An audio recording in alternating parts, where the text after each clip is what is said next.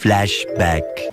Now this is the bracket and pulley system that I have right now, but ICT Billet also offers this bracket and pulley system, which would move that alternator over to the left. End of flashback.